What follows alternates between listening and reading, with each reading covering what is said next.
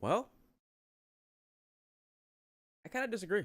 Hello, ladies and gentlemen. My name is Chauncey Eugene Sims Jr., also known as Mr. Clean for some strange reason. Now, today I want to talk about the Pixel 3a. Now, I've had this bad boy right here for about, I'd say, almost 2 weeks now.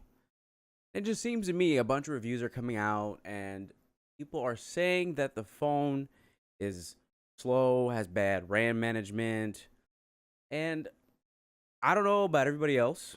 I can't speak for them. I don't know if their phone is just not as good as mine. I don't know. I got the golden ticket. I don't know. But I haven't really experienced all these things people are talking about. In particular, have to do with the performance. Now, I'm not going to go through every single thing about this phone. I'm just going to focus on things that are important to people like me and you.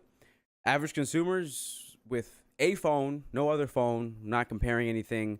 I'm not showing things side by side. What I'm going to be talking about is just simply my personal opinion on this phone and my usage of this phone and this phone only. Now, if you're wondering what phone I'm coming from, OnePlus 6T, before that, iPhone XS, before that, iPhone X, a lot of iPhones, I know. I've used other Android phones in the past. The only other Pixel phone I've used is the Pixel 2, and then other Google phone before that was the Nexus 6P. Overall, my favorite Android phones, because I've used Samsung, I've used HTC, and I've used an LG before.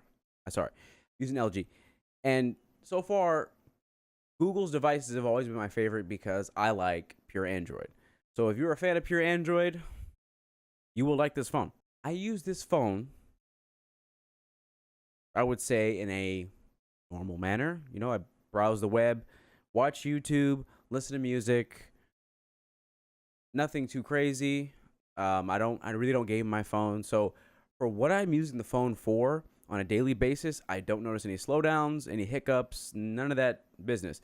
As far as apps running in the background, the only app I really running in the background on a normal basis is music, and for that, it works perfectly fine. I have zero issues with my music playing. Now, if you're wondering, I do use iTunes Music. And for those of you who are using Spotify or Google Music, I can only assume your experience is going to be better than mine, being that this is an Apple product on a Google phone. I don't expect it to be the top tier of performance. So if it's working fine for me and I have no issues, I can only assume you're probably going to have an even better experience than I am. I haven't noticed any applications really crashing in the background, but then again, I'm not gaming on it or nothing like that, or doing anything that would be noticeable if it had to restart itself. I'm not swapping constantly between Facebook, Instagram, Twitter, and all that stuff. So I don't know. To me, the phone works perfectly fine. It performs as I expect it to, on par with any flagship phone I've ever used. So I don't know. Me personally, I dig it.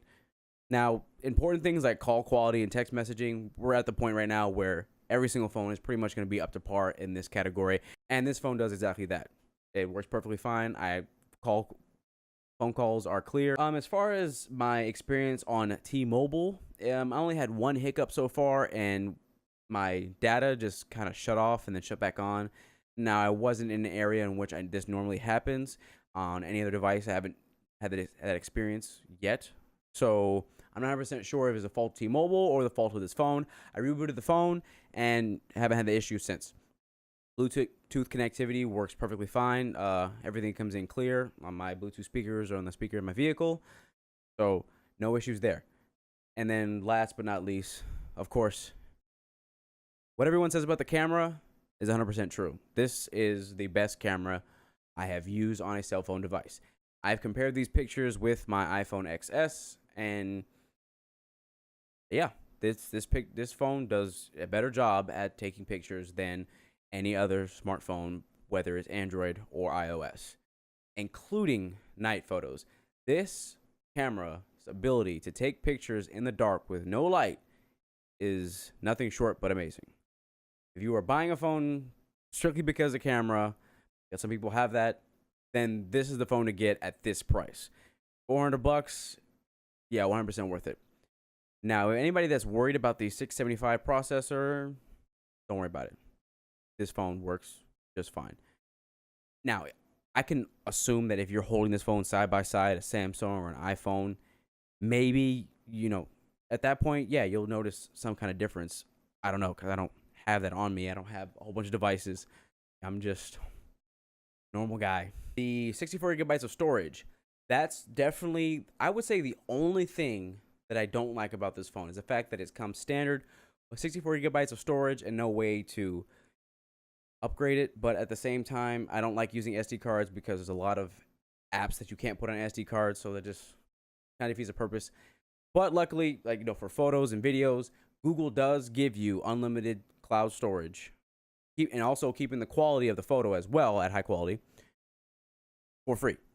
So if you get this phone, you'll have unlimited cloud storage for your photos and videos, so none of that will interfere with the memory on the phone, which is a good thing since you only have 64 gigabytes of storage. And so far, I've been able to live with it. I did not download all my music onto it just because of that. So all of my music is cloud, but that's probably the only downside to this phone. The fact that it doesn't have wireless charging. I do have some wireless chargers because of past Samsung phones that I've gotten. I got the free charger with mine. So that was a little bit of a bummer, but being that this phone has fast charging, it does charge fast enough to where I really don't notice it. I plug that thing in for about 30 minutes and I'm good to go for the rest of the day. It will get you through a full day. And even with heavy YouTube usage, you'll get through a full day and not even have to charge it for more than 45 minutes to get a full charge back. My phone works today just as well as it did when I opened it up. If you're getting this phone, it's because you like pure Android and you want a great camera. The rest of it works like any other phone, in my personal opinion. Now, if you like this video, please hit that thumbs up button. If you disliked it, hit the thumbs down button and tell me why. And by the way, this isn't really a full-fledged review. I don't really like to get too in depth with it just because I'm keeping it simple. I'm just a normal guy with a phone. So let me know if you like this style of video, and if you're feeling gracious, subscribe. I am Mr. Clean. This is Clean State of Mind, video games, tech, and people.